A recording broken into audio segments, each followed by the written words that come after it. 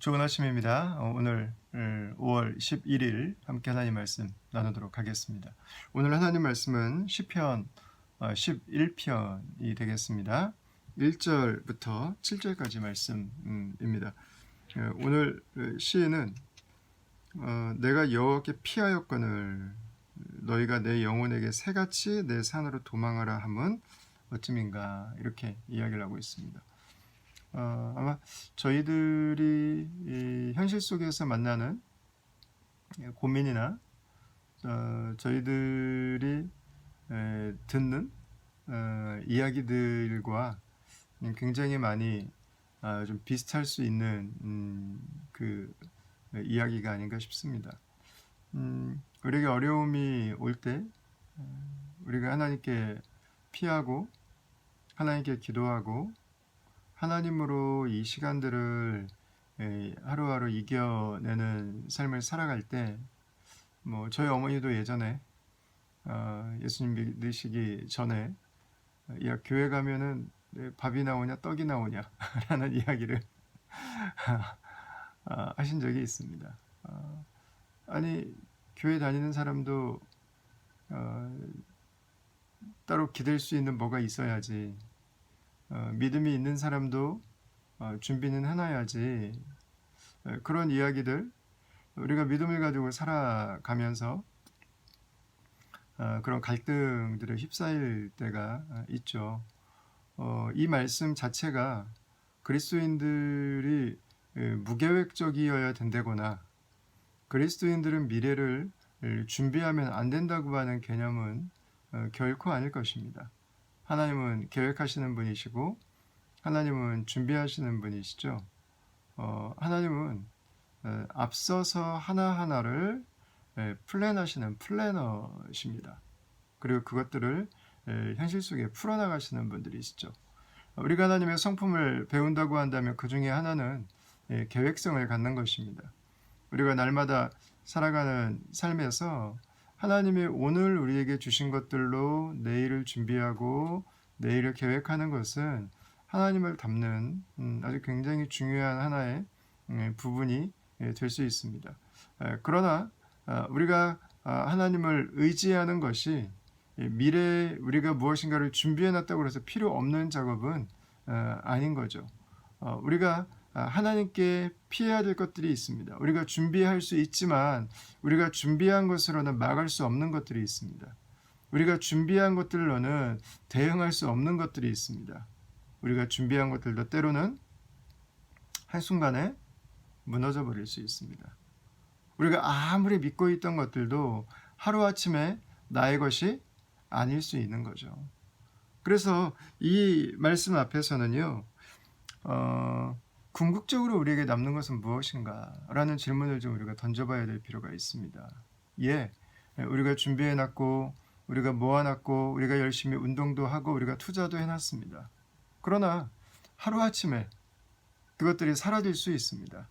궁극적으로 마지막까지 남는 것, 마지막에 남으시는 분, 마지막에 우리를 붙드시는 분, 우리가 무엇을 가지고 있든 가지고 있지 않든, 우리가 준비가 되어 있든 준비되어 있지 않든 우리의 마지막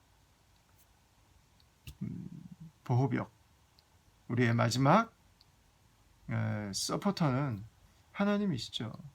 하나님은 우리의 준비의 유무에 관계없이 우리가 가지고 있는 그 사이즈에 관계없이 하나님은 저와 여러분들을 챙기시고 하나님은 우리의 삶을 도우시는 분이시죠.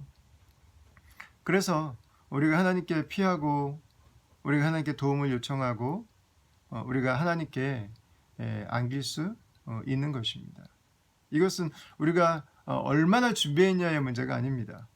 궁극적으로 내 삶이 어디에 속하여 있는가의 주제인 것이죠. 악인이 활을 당기고 화살을 시위에 먹이며 마음이 바른 자를 어두운 데서 쏘려 하는도다. 악인들이 지금 하고 있는 일입니다. 그래서 다윗이 결국에는 자신이 하나님께 피할 수밖에 없는, 그러나 사람들은 다윗을 조롱합니다.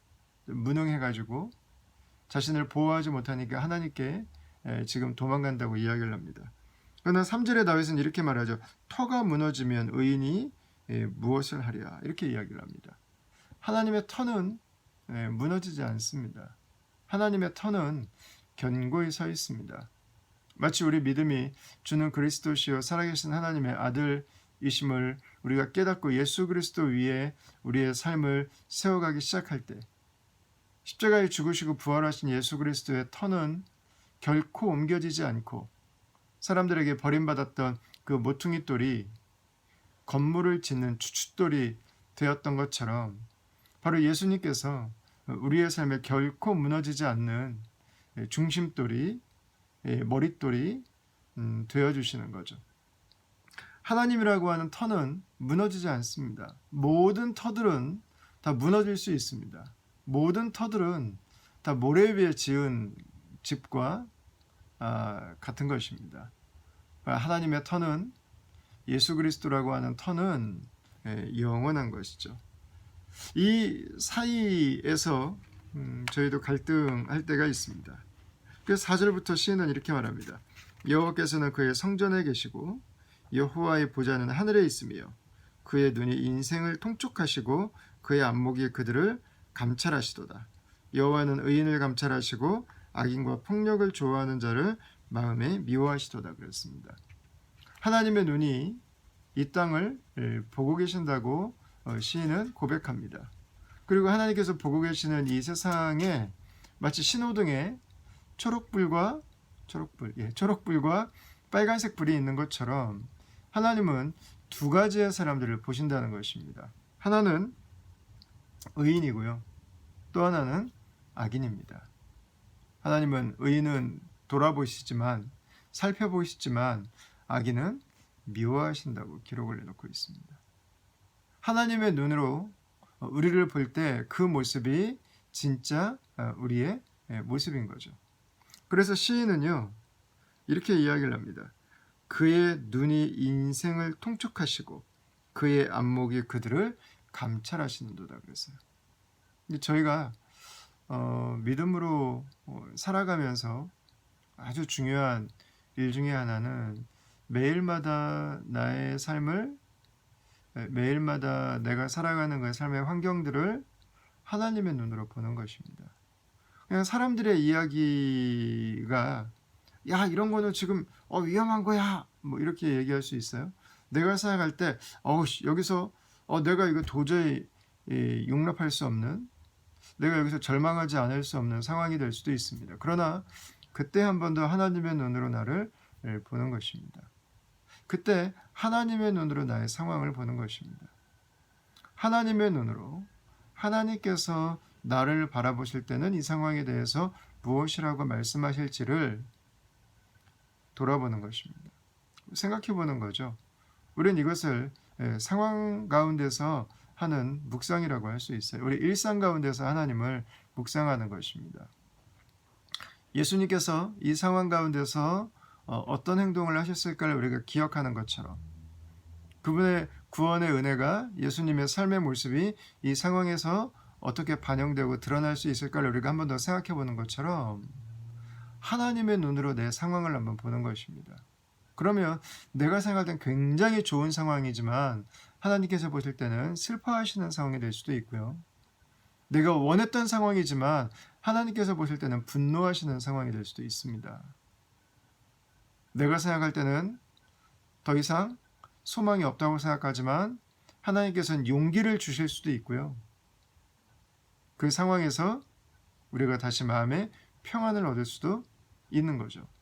열정을 회복하고 담대함으로 인생을 살아갈 수도 있는 것입니다. 바로 그 믿음 안에 하나님의 눈을 가지고 살아가는 것. 이게 그리스도인들의 삶의 자세일 수 있겠죠. 여호와께서는 그의 성전에 계시고 여호와의 보좌는 하늘에 있으며 그랬습니다. 그 하늘에 계신 하나님께서 당신의 성령으로 당신의 성전된 그분의 백성들의 가슴 가운데, 그들의 마음 속에, 그들의 인생 속에 함께하고 계시죠. 여러분, 오늘 하루 저와 여러분들의 삶이 하나님의 눈으로 우리의 삶을 돌아보는, 하나님께서 우리의 삶에 우리에게 주시는 그분의 통찰과 그분의 격려와 그분의 의견과 그분의 조언을 저희가 소중하게 생각하고 그 말씀의 인도하심 가운데 살아가는 그런 하루가 될 수 있기를 바랍니다.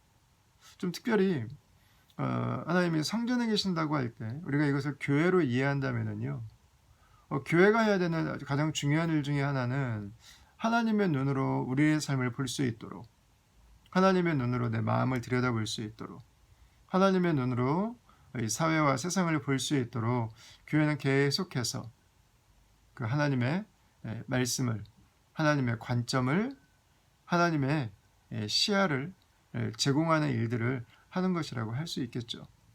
그런 의미에서 부모의 역할, 설교자들의 역할, 우리 순장님들이, 우리 양육자들이, 우리 선생님들이 가지고 있는 아주 중요한 우리의 부르심의 한 부분이라고 할 수 있을 것입니다.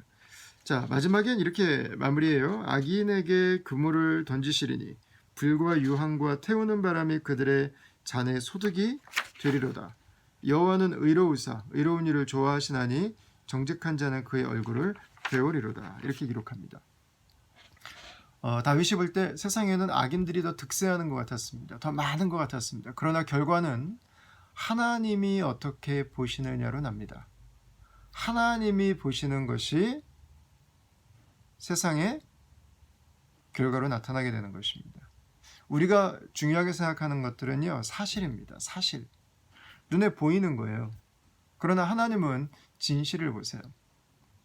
그냥 지금 딱 내 눈에 보이는 게 무엇인가가 아니라 그것이 실제로는 어떤 의미를 가지고 있는지, 어떤 흐름 가운데 있는 건지를 하나님은 다 알고 계세요. 우리는 40이면 40, 60이면 60만 보지만 하나님은 0부터 100까지를 다 보시는 분이세요. 그래서 하나님의 눈으로 볼 때는요, 사실만 보고 하나님은 호도하지 않아요. 눈에 보이는 것만 가지고 이렇구나라고 속단하지 않으세요. 하나님은 전체를 보는 분이세요. 그리고 하나님은 그 전체를 이끌어 가시는 분이시죠. 여러분, 마지막 결과는 하나님의 뜻대로 일어나게 됩니다. 그리고 오늘 6절과 7절 말씀은 악인과 의인에게 내려지는 결과를 알려주고 있습니다. 이 말씀을 보면서 저는 우리가 하나님께 피할 수 있는, 우리가 하나님의 도우심을 기대할 수 있는 그 기도하는 하나님의 백성이 된 것으로 인해 너무 감사하고, 또 동시에 우리의 삶에 하나님께서 의인의 삶을 살아가도록 격려해 주시고 있는 것을 보게 됩니다. 의인이 승리한다면 하나님의 승리가 하나님의 말씀 앞에, 하나님 앞에 자신의 순전함을 지키며 살아가는 사람들에게 주어지는 것이라면, 저와 여러분들이 살아가야 할 삶은 분명한 거겠죠. 명확한 거겠죠. 우리가 의로운 삶을 살아갈 때 우리는 비로소 하나님의 승리를 항상 확신할 수 있을 것입니다. 우리가 하나님의 의 앞에 서지 않는다면 우리도 언젠가는 2절에 나오는 것처럼 활을 당기고 화살을 시위에 먹이는 어두운 데서 마음의 바른 자를 쏘려고 하는 자처럼 돌변할 수 있게 되는 거죠. 내가 의도했던 의도하지 않았던 그런 일들은 일어날 수 있는 것입니다. 우리가 오늘도 추구해 가야 되는 삶, 우리가 오늘도 고대하는 삶, 그 삶이 저는 저와 여러분들이 하나님의 터 위에 있는 삶이 되기를 바랍니다. 예수 그리스도라고 하는 믿음의 터 위에 있는 삶이 되기를 원합니다. 하나님이 우리를 온전한 의인으로 불러주셨는데 그 의에 걸맞는 인생으로 나아가기 위해서 하나님은 우리를 100% 의롭다고 말씀해 주셨는데, 이제 우리의 삶에 30% 의, 50% 의, 그가 의가 계속해서 자라가고 있다면 그 의가 우리의 삶에 계속해서 채워져 갈 수 있도록, 그 의로 말미암아서 나만 사는 것이 아니라 우리가 다 함께 살아가는, 그리고 하나님 앞에 당신의 그 귀한 열매를 올려드릴 수 있는 그런 하루의 삶이 될 수 있기를 다음과 중 여러분 바라겠습니다. 오늘 하루 이 다윗의 기도, 내가 여호와께 피하였거늘. 하나님께 피하는 자는 삽니다. 하나님께 피하는 자는 반드시 다시 일어설 수 있습니다. 하나님께서 피하는 자는 하나님을 담게 되어 있습니다. 오늘 하루도 그 믿음의 복을 누리는 우리 다음 가족들 되시길 바라겠습니다. 기도하겠습니다. 하나님, 다윗이 하나님께 피하고 세상의 조롱 가운데서 이 세상의 진실을 아시는 주님 앞에, 세상의 역사를 이끌어 가시는 주님 앞에 나아갑니다. 오늘 하루 우리의 눈앞에 보이는 사실만 보고 내 눈에 찍힌 사진 한 장만 가지고 모든 것을 평가하는 우리의 좁은 안목을 벗어나서 모든 것을 보고 계시는 주님 앞에, 진실을 아시는 주님 앞에 오늘도 살아가게 하시고, 하나님 앞에 순전하고 하나님 앞에 깨끗하고 하나님과 깊이 교제하고 하나님의 사랑에 충만을 입어서 하루를 살아가는 주의 백성들 되게 하여 주시옵소서. 주의 성령께서 우리의 인도자 되심을 인해 감사하고 예수님 이름으로 기도합니다. 아멘. 네, 다음 가족 여러분, 오늘도 그분의 성령으로 충만한 하루 보내시길 바라고, 하나님께 피하는, 하나님 변치 않은 반석 되시는 그분의 너른 품 안에서 오늘 하루도 만족함을 누리는 은혜가 있게 되기를 주의 이름으로 축원합니다. 여러분, 오늘도 예수님과 함께 행복한 하루 보내세요. 감사합니다.